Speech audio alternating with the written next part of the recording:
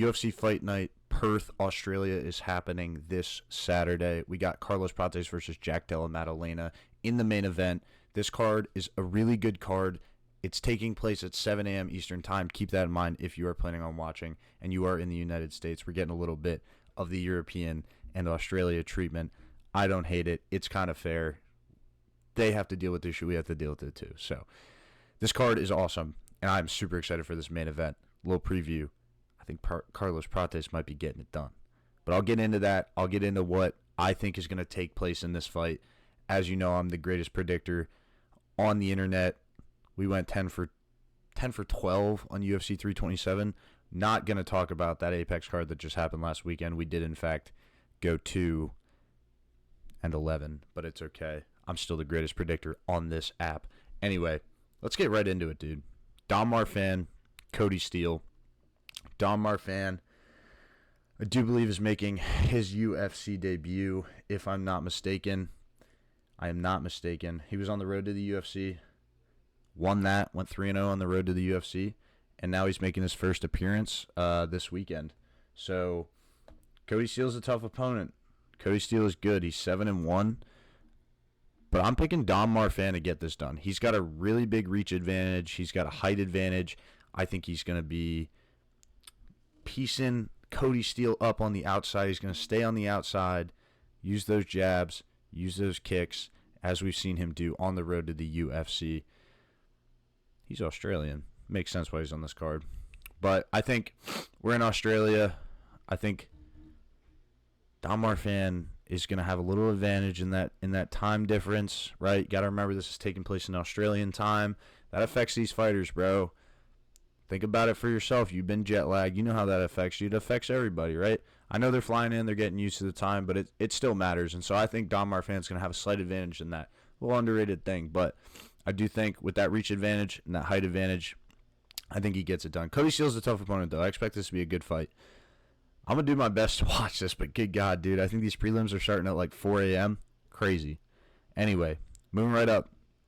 Jonathan McAuliffe versus Themba Gorimbo. Themba Gorimbo got a house from The Rock. It's about all he's known for. Other than that, he kind of sucks in the UFC. I'm not going to fucking lie. And Jonathan McAuliffe, he's had a few fights in the UFC, I believe. Let me double check on that. Got Tapology pulled up over here. Yeah, he's 2-0 in the UFC. He beat Oban Elliott. He beat Kevin Jusek. Jonathan McAuliffe is a real deal. There is nobody on Themba Gorimbo's record that is even close to that level. So I'm picking Jonathan McAuliffe to get it done. He's a bit shorter. He is a middleweight, and that scares me a little bit because he's moving down to 170. This fight's taking place at welterweight. So Themba Gorimbo is going to have that lighter man skill, as we know how important that is. So that scares me a little bit. And I would not be surprised if that actually does end up playing a major factor in this. However, Themba Gorimbo is not the most skilled dude on the planet, and Jonathan McAuliffe has beat some really good opponents. So I think he gets it done. I think bro, look at how ripped this motherfucker is. Look at how jacked and juicy this motherfucker is, bro. Come on. You're going to pick against him? Nah. He gets it done. He's 9-1. He's a good prospect. How old is he? He is 27 years old. Yeah, he's going to be a good prospect in my opinion. And Themba Gorimbo's what? I feel like he's a little bit older. He's got 20 fights. Yeah, he's 35, bro. So Themba Gorimbo's on his way out. Like, he's kind of ass, bro. Like, I know this isn't even a jump up in competition though. Like, in my opinion, Oban Elliott, Kevin Jusek, like, those guys are way better than Themba Gorimbo ever has been. So, like, in my opinion, I think McAuliffe gets it done. I think he gets it done pretty easily. I'm not going to lie. I am going to pick him to get it done by decision. But I could also very easily see a knockout in this fight. I'm not even going to lie. Like, I could see a knockout. So, moving up the card, Wes Schultz versus Ben Johnson. Ben Johnston, haven't unlocked this fighter yet. He's hidden. He's a hidden character. But I'm picking Ben Johnston, bro. No, I'm capping. I'm picking Wes Schultz. Picking Wes Schultz. Wes Schultz, I mean, he's 8-3. I mean, Ben Johnston doesn't have a single fight ever. He's 0-0-0, right? Of course. Multi-billion-dollar company, by the way. They can't even load a fighter into the fucking website. Anyway, whatever. Ben Johnston is making his UFC debut. Wes Schultz, he's got some fights in the UFC. He is 0-1. Oh. He's 1-1 on the Contender Series, 0-1 in the UFC. But, I mean, he looks like... Nah, I'm picking my fucking pick. I'm changing my pick, bro. What is this? 6'4"? He's a 6'4" middleweight. Yo, you got me fucked up. Is he actually 6'4"? He's actually 6'4", with a 76-inch reach. With a 76-inch reach. Damn. Wes Schultz has a 77-inch reach though. Nah, I'm picking Ben Johnston actually. This guy fights out of Australia. He's a city kickboxing guy. It's a big gym in Australia. It's like the main one that all the UFC guys go to that are from Australia. I think Dan Hooker trains there. I'm pretty sure Volk trains there. Like, all those big Australia guys, they train out of there. I know Dan Hooker's from New Zealand, but you know what I mean. So, I'm going with Ben Johnston. Changing my pick mid, I got to update my notes because I think he's going to get it done, bro. I trust in the city kickboxing gym for the most part. Like, they produce some really talented athletes, and I don't know. I think Ben Johnston's going to be better. I've not seen him fight. I've seen Wes Schultz fight. He's never been that impressive. But, I don't know. We'll see. I'm picking Ben Johnston to get it done by a decision. Maybe even a KO in the late rounds. We'll see. But moving along. Colby Thicknesse. Vince Morales. I'm going with Colby Thicknesse. This is like Volk's main training partner, as we know. Also fights out of city kickboxing, I'm pretty sure. They don't have his gym on Tapology, but I'm pretty sure he trains with Volk. I know that. So he trains out of city kickboxing. Like he's got a really similar game to Volk. Like obviously he's not as talented, right? Like he's nowhere near the same. Yo, what do we got going on here? A little veined up right now. A little girthy, a little veiny. You know the vibes. Anyway, I'm going with Colby Thicknesse. He trains with Volk. He fights like Volk. Vince Morales is old, if I'm not mistaken. I very well could be. There are so many fighters that I have floating around in my brain. He is 35. Colby Thicknesse's on his way up, like surging contender. Vince Morales is 0-1 on the Contender Series. He's 3-8 in the UFC. This guy has not been good in the UFC whatsoever. Lost to Raul Rosas Jr. recently. So yeah, I do not think Vince Morales is that good. I just don't. Having seen Colby Thicknesse fight, especially, like, this guy's the real deal. I don't think he's ever going to be championship caliber. However, he is good. So I'll be interested to watch this fight. I really like Colby Thicknesse. Yeah, I think he gets it done by a decision. So, actually, he gets it done by a decision. We're moving along.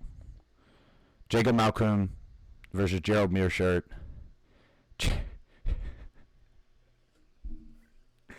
This guy's 37-21. 37-21. He has 58 not UFC, Jesus Christ, 58 pro MMA fights. This guy's getting knocked the fuck out, bro. He's on like the worst losing. He's on a little Tony Ferguson run. This is his fucking retirement tour. Like, nah, he's not winning this fight. Jacob Malkoun's actually good. He's got power in his hands. I think he's the biggest favorite on this card. He's minus 1,100. Maybe this is just a trap, and Gerald Meerschaert just subs him. But I don't see that happening, bro. Jacob Malkoun, he'll put on the pressure. Meerschaert will wilt immediately. He's old. He's washed. He can't hurt a fly. I wonder how old Gerald Meerschaert is. Yeah, 38. Come on. That's not happening. There's not even much to say. Malcolm puts the pressure on. Maybe a 1-2 down the middle. Just puts Mearshart. Won't even put him out cold. He doesn't get put out cold, bro. He just falls to his ass and, like, curls up in a ball. Anthony Smith maxing. So, nah. Malcolm gets it done, bro. Simple as that. Junior Tafa versus Kevin Christian. I mean, what the fuck is this build, bro? Good. He's 6'7"? He's 6'7". Oh my God. With an 80-inch reach. Brother. What the fuck is this? We got Victor Wembanyama fighting Junior Tafa on this card. This dude's huge. Oh God. Nah, I still think Junior Tafa is going to win, though. I'm not even going to lie. Because, like, Junior Tafa loves to get on the inside and box. Like, that's what he's quote-unquote good at. He's not really good at anything, but I trust Junior Tafa's boxing. Granted, Kevin Christian, I have not seen fight. I won't even lie. So, he might just be out there sticking and moving. Just sticking and moving around, being slimy and weird and spidery. Like fucking, what's his name? Sean Woodson. This is fucking light heavyweight Sean Woodson, bro. 6'7" in the light heavyweight division. So, I don't think so, though. My guess is Kevin Christian is going to not be very athletic because he doesn't look very athletic. And that's not going to be good against Junior Tafa because Junior Tafa is fast. Like, he is pretty fast on the feet. He's got good boxing, like I said, good boxing combos. He's going to move in on the inside and probably start Kevin Christian. Mark my words. Yo. I think he wins by KO. That's my pick. So, let's move right along to the next fight. Cam Rouston versus Robert Bryzchek. I'm picking Cam Rouston. Give me Cam Rouston by a knockout. Nah, fuck that. Give me Cam Rouston by a decision. Rouston is, let's pull up his UFC record. Rouston is good, bro. Like, I've seen him fight. He's 2-0 in the UFC. He beat Cody Brundage, which is like, everybody beats Cody Brundage, but at least he beat him. Like, knocked him out with ground and pound. So, we know he's, like, good. He beat him in the same amount of time Bo Nickel did. So, yeah, he's also 6'3". He's got a height advantage. He's got a 3-inch height advantage, 3-inch reach advantage. I think that plays into this. Cam Rouston's going to stick and move on the outside. Another city kickboxing guy. Like, we know these guys are good. We know that these guys are good at striking, good at moving around on the outside like Volk does, right? Jabbing, moving, keeping their feet on the outside, right? Winning that outside foot battle. Which against somebody like Robert Bryzchek, who he's going to have a height and a reach advantage against, will matter. Because Bryzchek needs to get on the inside.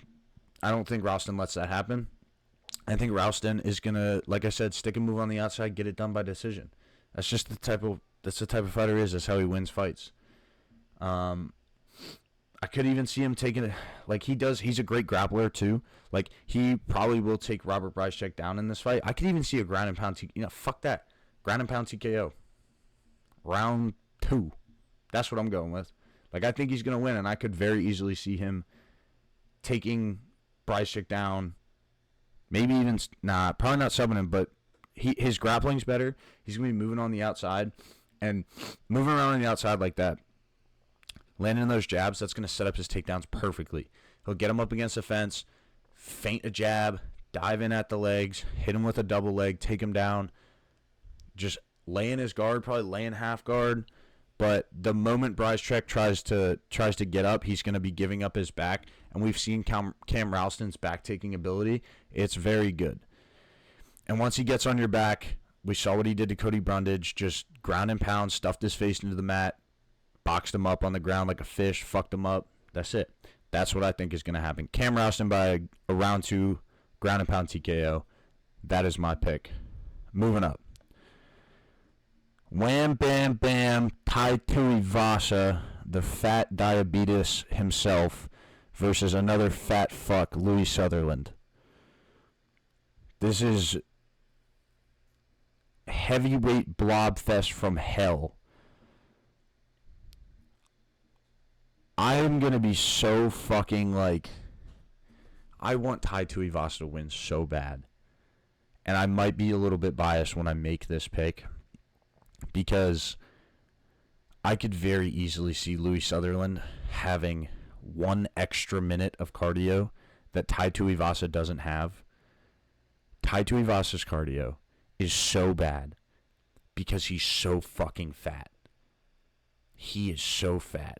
This motherfucker has to cut to make 265, and it's not like a Francis Ngannou cut where he's jacked. He's just fat. And, bro, his cardio is so bad because of it. And Tai Tuivasa is on such a bad fucking losing streak right now because of it. Like, it's actually insane how ass this motherfucker has become. I won't even lie. Like, yo, what is going on right now? Sorry, my screen was tweaking. Anyway, Tai Tuivasa, he's 33, bro. He's lost his last 6 fights. Cyril Gane, Sergey Pavlovich, Volkov. Excusable. Those are great fighters, and I don't think he's on that level, especially not anymore. Marcin Tybura, in round 1, no. Rosenstrike, no. Now you're losing to Taliesin Teixeira. It's time to go, buddy. Your time has come. If he loses this fight, cut him. Or just retire, bro. Like, it's time to give it up. Like, he's washed. He's just not got it anymore, bro. But I'm picking him to win. I have faith. He'll be in that home crowd. He's got the home field advantage going against Louis Sutherland, who for real is not that good. And you know what? I'm picking him to win. Although Louis Sutherland is a fucking Christ, dude. His traps are ridiculous. But he's 0-2 in the UFC. He also sucks. This is just going to be such a bad fight. But please, MMA gods, please, give us one more Tai Tuivasa win. Let him go out on a W, please. Please. I think he gets it done. In the most heavyweight way fashion, oh god, that wasn't English. In the most heavyweight fashion possible. He's gonna like stumble into a 1-2 down the middle, fall, and like slip on a banana peel and just knock Louis Sutherland the fuck out. I see it. Anyway, moving on to a real fight. Shamil Gaziev. Your favorite fighter's favorite fighter. Coming up against Brando Pericic. Brando Pericic is pretty good. The man ain't bad. But he is not Shamil Gaziev. And I have so much faith that Shamil Gaziev is going to win. Via cardio mog on Brando Pericic. We know Shamil has good cardio for a heavyweight. Decent cardio for a heavyweight. Let me be clear. And Louis Sutherland is a knockout artist. You're not knocking Shamil Gaziev out. He might have got knocked out in his last fight, though. I'm not even going to lie. He may have. He got knocked out in his last fight. But it was against Waldo Cortez Acosta. Brando Pericic is not Waldo Cortez Acosta. I think Shamil gets it done by a decision. I think Brando Pericic needs to knock you out in the first round. That's when he has all of his power. And that's when he's fresh.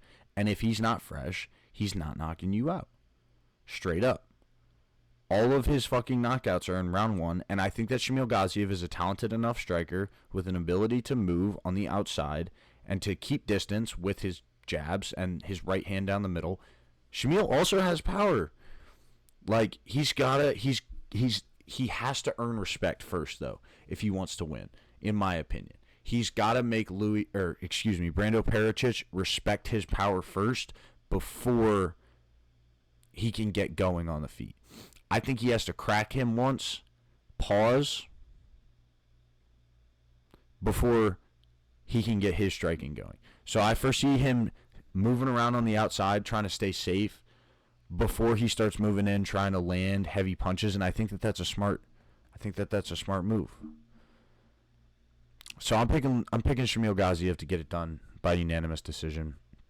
Moving up, Tim Elliott versus Steve Erceg. Now I know what you're thinking.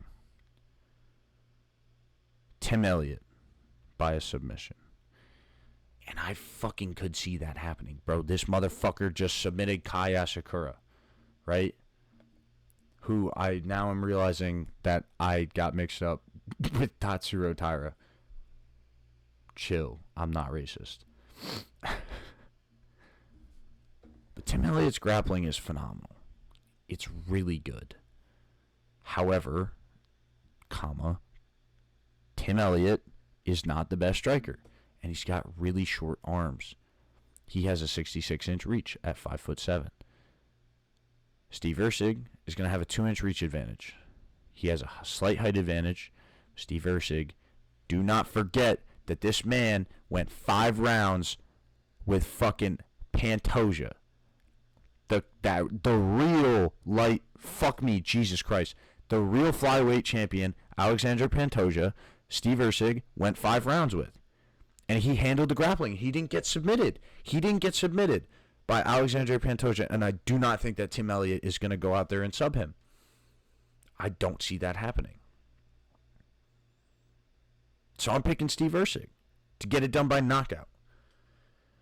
Because Tim Elliott is a little bit of a hothead, in my opinion. He goes out there and he sees red. And so when Steve Erceg starts to get his boxing going, he starts to get his combos going, he's moving, he's flowing, he's stinging Tim Elliott on the feet. Tim Elliott is going to get careless. He's going to need those takedowns. He's going to start diving in. And I think Steve Erceg lands a knee up the middle. And he knocks out Tim Elliott on his way in for a takedown attempt. Mark my words. Steve Erceg's striking is too crisp. He's too quick. He's too slick. I don't think Tim Elliott stands a chance with him on the feet. And the fact that Steve Erceg was able to defend takedowns and submission attempts against Alexander Pantoja gives me all the faith in the world that he is going to fuck him up on Saturday. That's all I'm going to say. And I'm going to leave it at that. Steve Erceg gets it done by a round 2 knockout.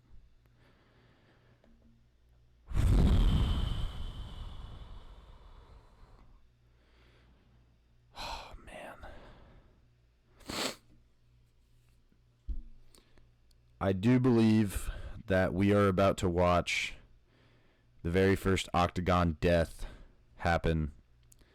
Quillen Salkield is going to land one strike on the chin of Beneil Dariush and put him out forever. Rest in peace, Beneil Dariush. Your time has come, buddy. It's over.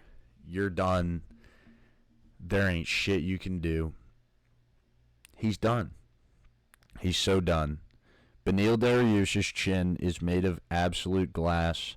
Quillen Salkield is a young, up-and-coming prospect who is now getting his opportunity to fight into the rankings and to change his life forever. And Beneil Dariush is the only man standing in the way of Quillen Salkield's dreams. And unfortunately for Beneil Dariush, he is a papier-mâché man who is going to get his chin inverted, crumpled in, and destroyed by Quillen Salkield's head kick in round 1 at 2 minutes and 35 seconds. Beneil Dariush cannot take a singular punch to save his fucking life at his ripe age of 35. And you know what? It sucks because Beneil Dariush, he's 36 actually, is one of my favorite fighters.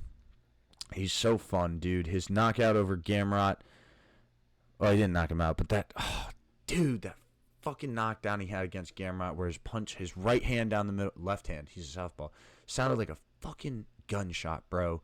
And you know what? It's really sad to see that he's going to go out like this, but goddamn it, he's getting knocked the fuck out in vicious fashion.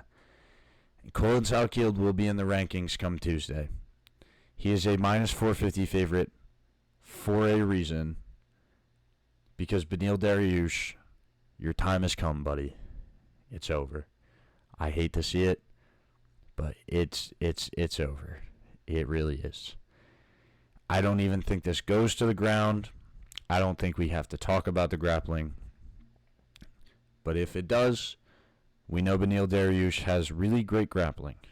His sweeps are phenomenal. He's good off of his back. He's a really great grappler. Quillen Salkield, though, my twin.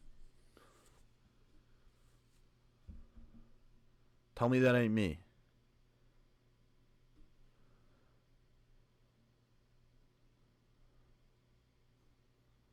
That's me. That's me right there. That's literally me.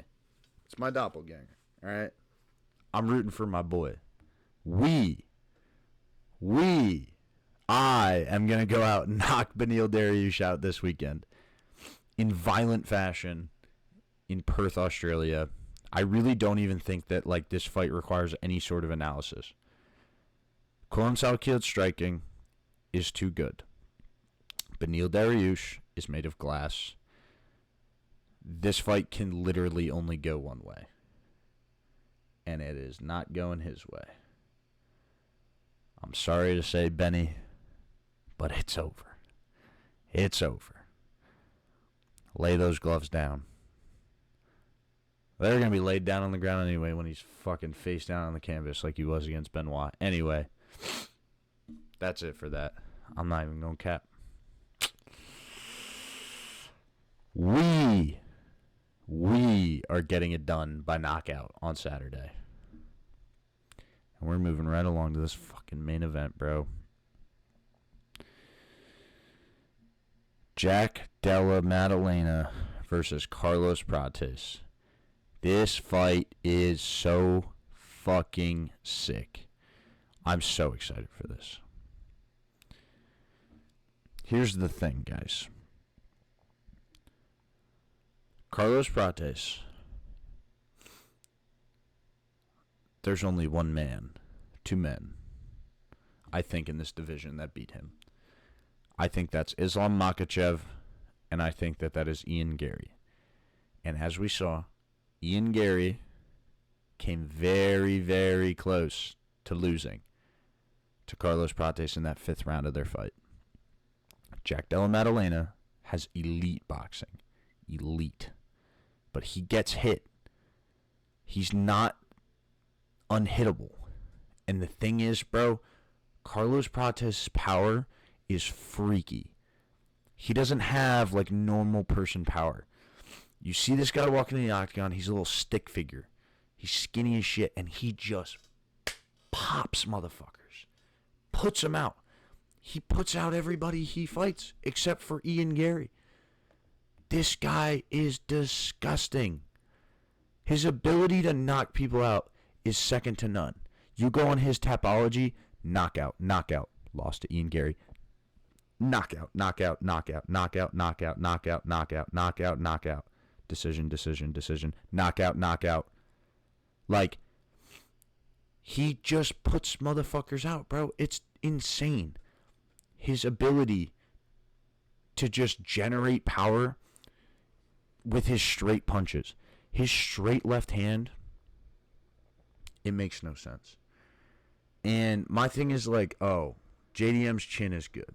So I'm like, maybe he doesn't just put him out. Leon Edwards has a good chin. Put his ass out cold. Had him staring up at the lights. And the thing is like, it doesn't matter, in my opinion, how good JDM's boxing is. Because it's not like this is going to be a straight boxing match. Carlos Prates has the ability to throw wild strikes, spinning fucking elbows, spinning back fists, spinning kicks, like jumping the shit he did against Leon Edwards where he's like jumping into a left hand. I'm sorry, your boxing defense just isn't going to stop that when you're moving backwards. Like, this is going to be a fun fight, and I don't think that it's just going to be like a round one Carlos Prates easy peaches and creamville type of knockout. But I do think that as this goes into later rounds, Jack Della Maddalena, I think this is going to be like a round 3 knockout for Carlos Prates. Like, it's going to be a very, very competitive fight, don't get me wrong. Because both of these guys are elite strikers. I don't mean to sell JDM short either, because he is a phenomenal striker. His boxing is probably, not even probably, it is the best in that welterweight division. But he gets hit. He's the type of guy, it's like he gets hit to land a hit. And against Carlos Prates, that's not going to work. And JDM likes to be on the pressure, and that's kind of what Carlos Prates wants. I'm not going to lie. If you pressure Carlos Prates, he has a very insane ability to kind of like float around and lure you in to landing that left straight down the middle. So I think that that's what's going to happen. JDM's going to be on the pressure. He's going to back him up to the cage, and I just think Carlos Prates is going to spring in with a left hand and just chin JDM, because we've never seen it happen before. Nobody's chin is unbreakable when you're fighting Carlos Prates, and this motherfucker's going to be sitting there at that post-fight press conference just...